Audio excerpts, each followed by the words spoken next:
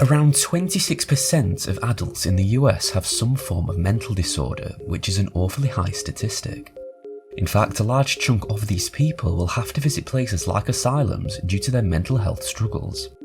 Now, when you think of these people, who do you think of? Do you think of stereotypical patients as seen in media and literature?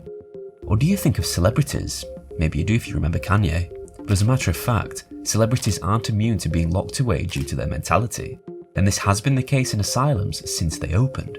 When the famous asylum Broadmoor opened in 1863, it too saw some highly interesting patients walk through its doors.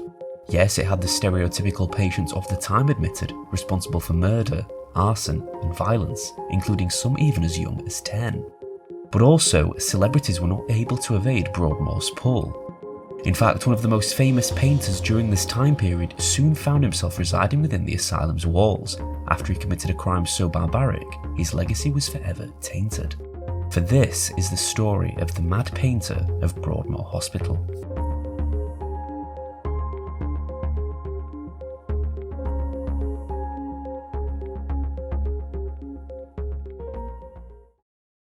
Richard Dadd was born on the 1st of August 1817 in Chatham, Kent. He was the son of a respectable chemist, Robert Dadd, and his mother, Mary Ann, was the daughter of the shipwright, Richard Martin.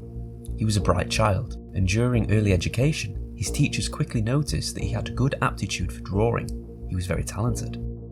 In fact, by the time he reached age 20, he had been granted admission to study at the Royal Academy of Arts. His paintings were truly fascinating to the general public. They were different. They were unlike anything they'd really seen. For they were based on literature and folklore, and once he completed his work on fairies, his reputation skyrocketed. He was awarded the Medal for Life Drawing in 1840, and his career kept rising. With some other famous artists, he soon founded the Clique, in which Dadd was often seen as the leading talent. Here are some of his works from this time, all well received. They were actually so well received that the former mayor of Newport, Sir Thomas Phillips, asked Dadd to accompany him throughout mainland Europe, Turkey, Syria and Egypt, with occasional stops in Jordan, returning across the Engaddi wilderness.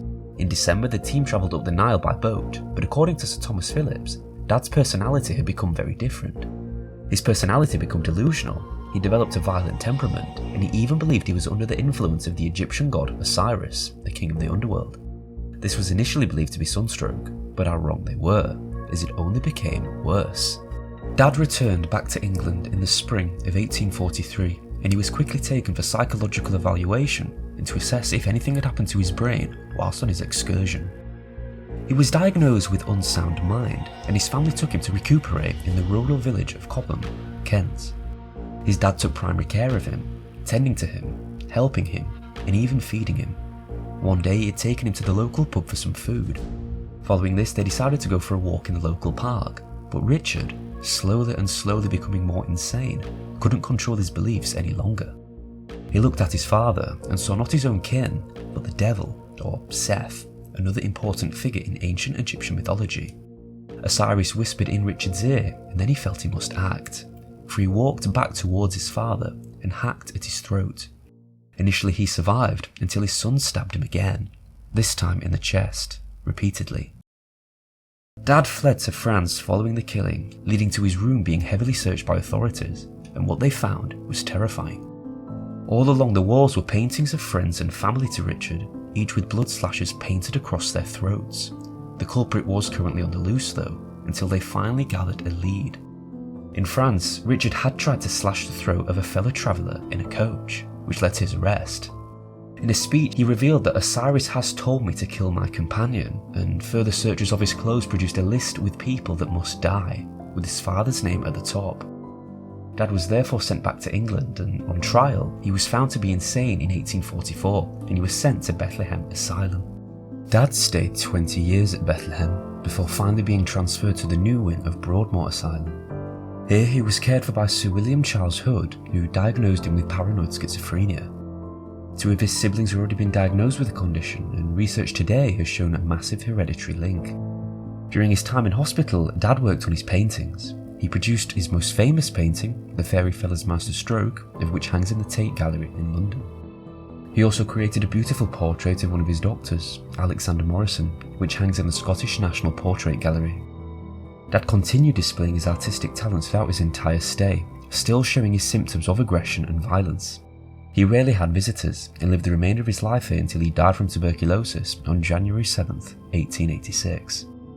In the present, Dad has left a legacy. Freddie Mercury wrote the song The Fairy Feller's Masterstroke based on his painting after seeing it at the Tate, and Terry Pratchett included it in his novel The We Free Men, in which he was sympathetic towards Dad's illness and history.